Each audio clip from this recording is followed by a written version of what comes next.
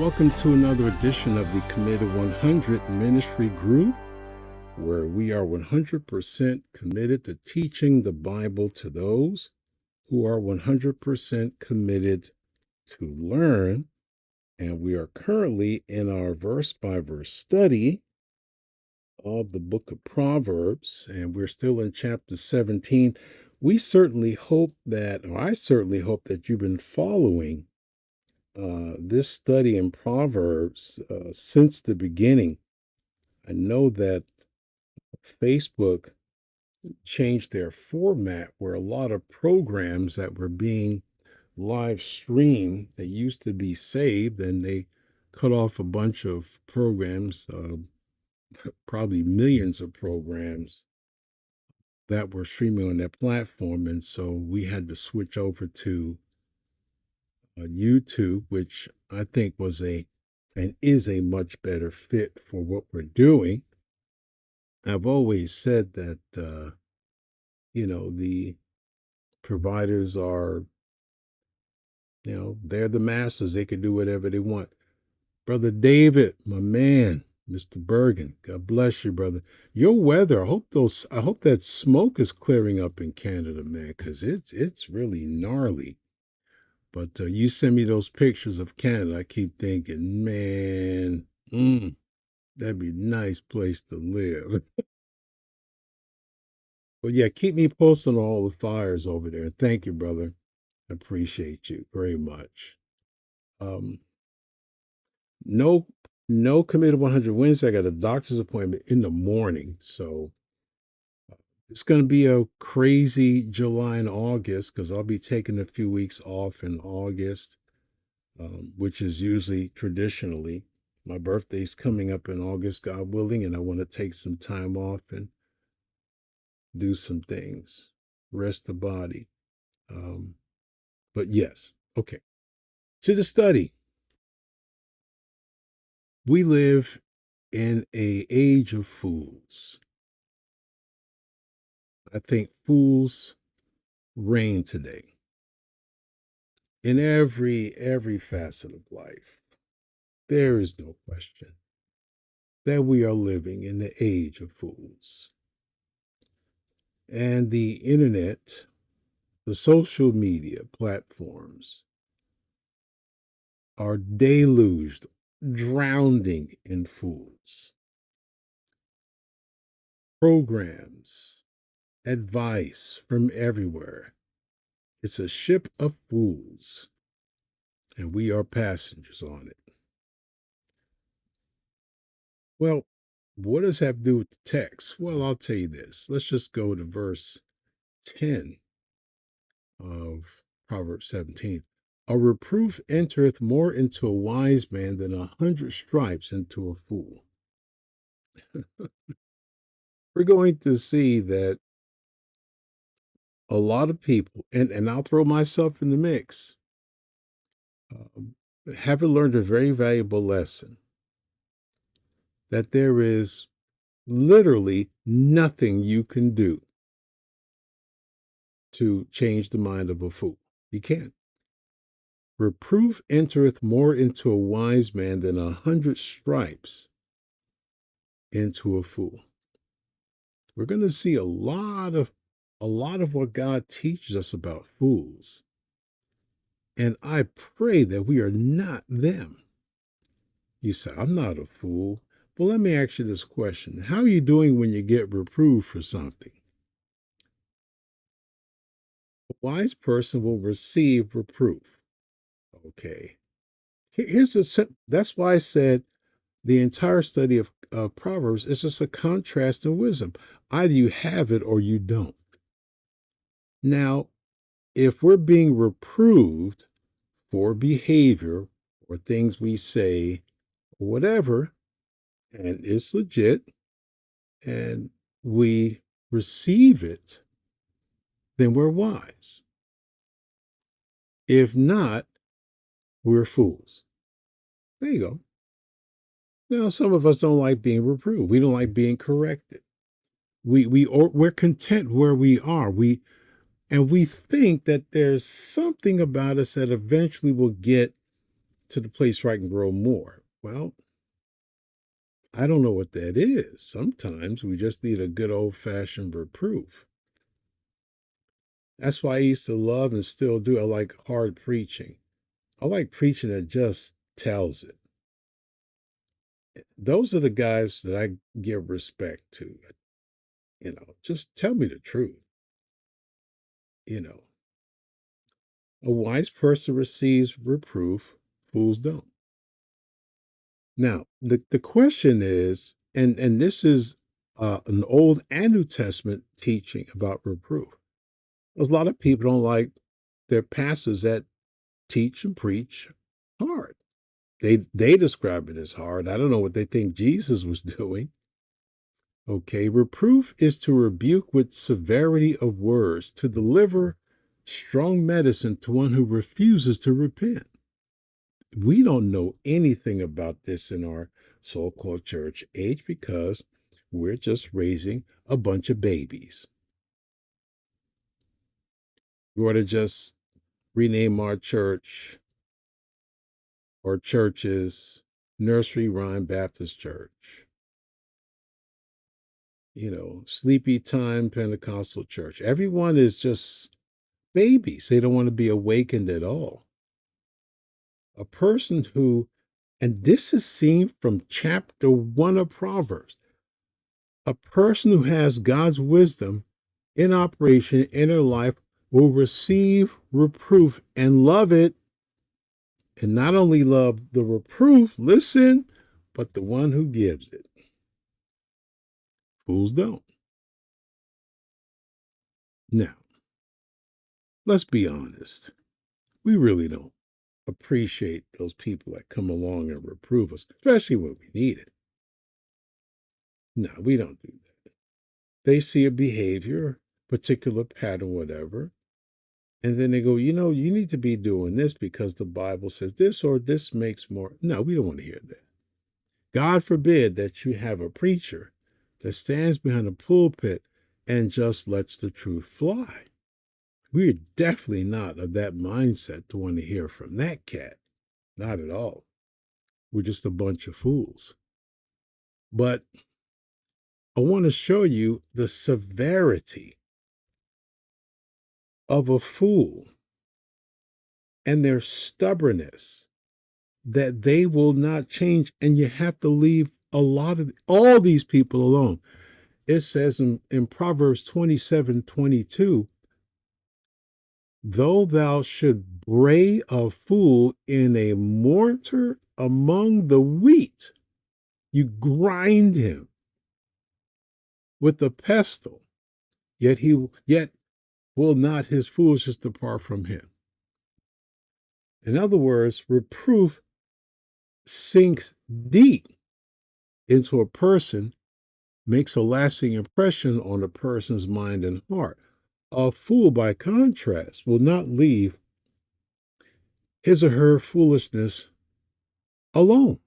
No matter how great the suffering, no matter how great the pain, no matter how great the consequences. This fool is thick-headed and stubborn and will not learn even after extreme measures of correction are being applied from the Lord. There's nothing you can do for this person. Nothing. Nothing. Nothing. Nothing. There are some people, listen to me. You and I have to accept the fact there are some people, and I'm thinking a lot more than not, who are fools. And they have been taught, they have been warned, they have been rebuked, they have been reproved, they have been everything. And they're not going to change. Leave them alone. Leave them alone. What do you think you can do? What do you think? What do you not think we can do to people that don't want to change? You know what I'm talking about. And who do they want to come to? They want to look for us. Listen to me carefully. Listen. The devil knows who to send by to get under our skin, upset us. We need to leave a lot of people alone. I have. It took a while. People are dropping me little hints, how you doing? Hey, you know what? Have you heard about? I've heard neither about nor from anybody.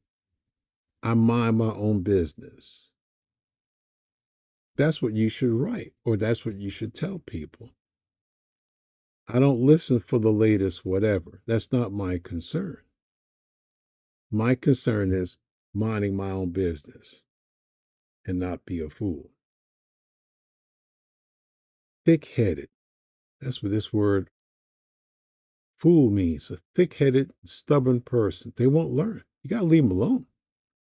Verse 11 of chapter 17. An evil man seeketh only rebellion. Therefore, a cruel messenger shall be sent against him. Again, here's a person who's rebellious. That person's also foolish.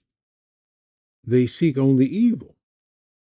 He or she insists on being rebellious, having their own way, refusing to learn from correction or rebuke or reproof, as we see in verse 10. And because of their refusal to submit to God's wisdom, God will execute judgment on them. That's probably the second reason why we need to leave fools alone.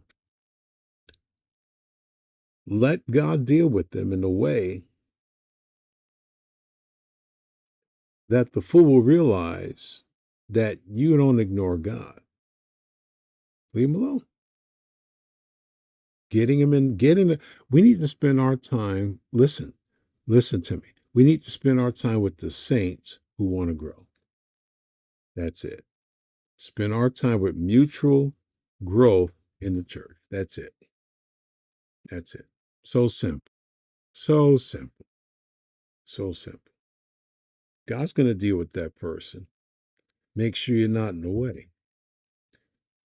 Verse 12, let a bear robbed of her whelps meet a man rather than a fool in his folly. There's a lot to be said about the great contrast here. A mother bear, listen, a mother bear that is robbed of her cubs is extremely angry and will kill you. I've seen videos of this where, again, stupid people in places where they don't belong, they get out the car, they decide they want to feed the cute, cuddly bear, the baby bear. Some people, they learn by observation. They go, you know what? Nah, I don't need to do that. They watch that person go, ooh, that bear smacked that head right now. Forget it. Don't need to. Some people learn if you tell them, look, you don't go to wherever and you see a baby cub and you decide you want to pet it or feed it. You don't do that because the mother's nearby and you'll die. You go, that's it. I don't need that. Then you got the third person. He says, yeah, I saw the video and yeah, I hear what you say, but I don't care. I saw another video where, okay, well, and then you decide to do what you want to do, and all of a sudden you feel the smack of that bear, and you lived. Then you got the last person. You can't tell them nothing. They're going to get killed. Mother bear. A mother bear that is robbed of her cubs is extremely angry. Do you realize what this proverb says? It's better for you to go up to this angry bear than to meet a fool. To meet up with the fool. It's better. I can't even conceive of that. It is better for you to go right up to this angry bear than to meet up with the fool. And again, the definition in this verse of a fool is a person who is dull, thick-headed, and stubborn. Nothing you can do with that person. This person is characterized by their rejection a biblical instruction. You can tell them the truth until it kills you, but they're not going to follow it. Let me tell you something, my friends. Walk away. I don't care if it's your relatives. I don't care who it is. Leave them alone. Some people got to learn the hard way. Don't be in the way when God deals with them. Because every time you and I put ourselves in the company of fools, we get affected by it. Oh, yeah. And if there's a consequence that becomes the fool, and usually is, and you're in the way, sometimes you might be a part of that. Sometimes it's best not to be in the company of people you know who are fools. I just don't understand that. That borders on being a fool, frankly, that whole mentality. Well, you can do what you listen. You claim to be grown, whatever. I don't care. Be grown. Grown fools abound too. Very few people take the advice of wisdom. They don't want it. They don't want it. Can't tell them a thing. Verse 13, whoso rewardeth evil for good, evil shall not depart from his house. Wow. When someone pays back an act of goodness with evil, tragedy or calamity will never leave that household. Now, you may never see it, but rest assured God is actively going to take that action. That person, evil, will never leave that house, which also refers to the family. Again, as I said a moment ago, that if we are involved ourselves in the lives of foolish people and evil people and rebellious people, if we're not careful, the consequence of their foolishness can affect us, and especially family. Oh, golly, fools abound in many a family. You know it as well as I do. The calamity, the reason why the calamity is going to happen is because it's going to come from God. God pronounces his divine judgment on a nation that calls evil good and good evil. That's what he says in Isaiah chapter 5, verses 18 through 25. He says, woe unto them that draw iniquity with cords of vanity and sin, as it were, with a cart rope, that say, let him make speed, hasten his work that we may see it. They're tempting God. Hey, I'm doing what I want to do. Show up and stop me. Roll up, God. Show me what you can do. Be quick about it. Let him make speed, hasten his work, that we may see it. Let the counsel of the Holy One of Israel draw nigh and come, that we may know it. Wow, prove yourself. Woe unto them that call evil good and good evil, that put darkness for light and light for darkness, that put bitter for sweet and sweet for bitter. Woe unto them that are wise in their own eyes and prudent in their own sight. The woe, by the way, in case you didn't know this, you know that if you've been following this ministry, woe is a term of judgment. Wherever you see woe, judgment follows. That's true. Woe unto them that are wise in their own eyes, verse 21, prudent in their own sight. Woe unto them that are mighty to drink wine and men of strength to mingle strong drink, which justify the wicked for reward. Reward, there's a bribe, and take away the righteousness of the righteous from him. We talked about bribery last week and the week before.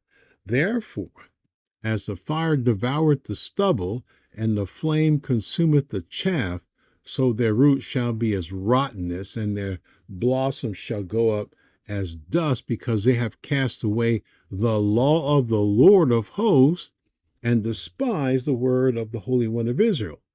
Therefore is the anger of the Lord kindled against his people, and he has stretched forth his hand against them, had smitten them, and the hills had trembled, and their carcasses were torn in the midst of the streets. For all this his anger is not turned away, but his hand is stretched out still. And that stretching out of the hand means that God is not finished judging them. So God doesn't take too kindly to people that dismiss him, that are fools, that are rebellious, that constantly fight against him. Leave these people alone. Leave them alone. Get out of the way. Why would you frustrate yourself knowing you can't change them? It's like I keep saying hundreds of times. People sitting there watching the news, knowing full well exactly what they're going to do, what they're going to say. And their lives are so immersed in this nonsense. It's totally immersed in this nonsense. They hate the president so much. They hate President Trump so much. The media, and then they're not. They shouldn't call them media. There's propaganda tools. It's nothing but socialist propaganda. I've been saying that for 20, 30 years. Nobody listens to this old preacher. Sooner or later, you're gonna come around and say the things I've been saying, but you won't say, you know what? That Negro down there in fill in the blank, he been warning us. We ain't listening. He ain't listening now. Y'all sitting there immersed. Nothing that President Trump can do will ever satisfy people that hate him. Trump derangement syndrome is alive and well in the media and in the masses, and there's nothing you can do about it. Arguing with these fools changes nothing. Let them go. Let them go. Enjoy your life and let these people go, because there's nothing that you say is going to change them. Nothing.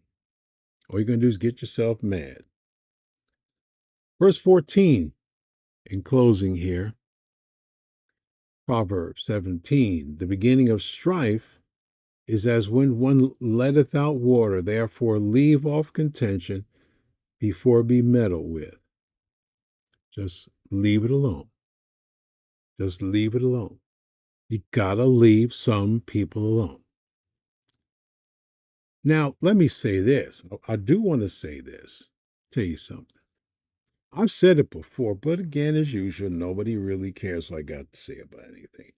Thank you, Brother Dabney. By the way, I did send a message to you in one of your sermons on YouTube, and I was asking, would you mind if I made a folder for you, a playlist for some of your sermons on my YouTube channel? So if you would like that, that doesn't cost you anything at all. I'll do it for you, but I got to have your approval.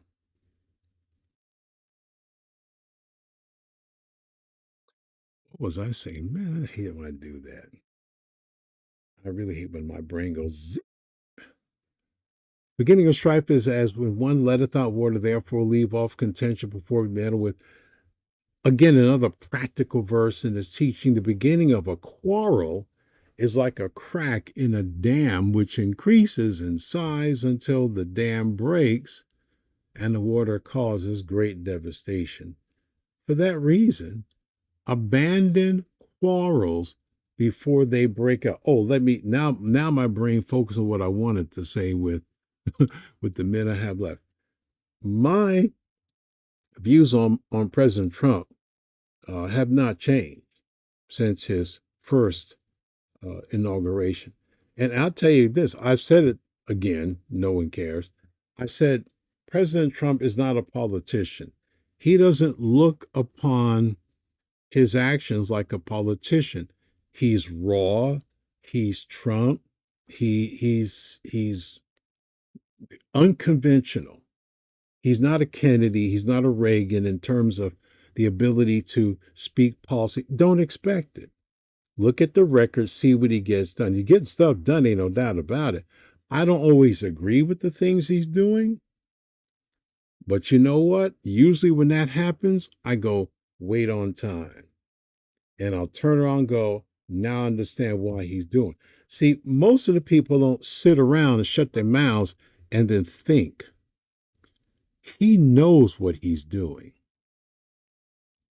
And if you have people that already hate him, You already know they don't care what he's doing. They're going to hate it anyway. You need to listen, to watch carefully what he's doing and go, I understand. And that's why I did it when, like, I understand now. Yeah, I support him. I voted for him twice. I'll vote for him again if he runs. You vote? You better believe I did. I ain't ashamed. Forget you. Abandon quarrels before they break out. The best remedy for arguments is to never let them happen in the first place. Just don't let it happen. We just ran out of time. All right, folks. Lord willing, we'll see you next time on the Book of Psalms.